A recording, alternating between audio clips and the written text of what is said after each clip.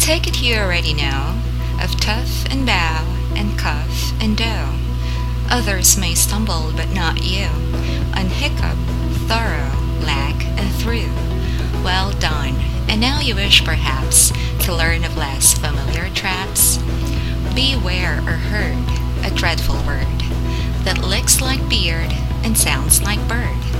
And dead, it's said like bed, not bead. For goodness sake, don't call it deed. Watch out for mead and grade and thread. They rhyme with sweet and straight and that.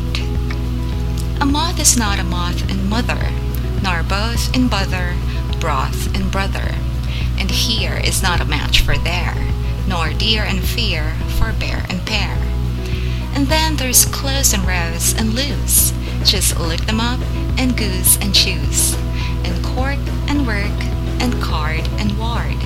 And font and front and word and sword.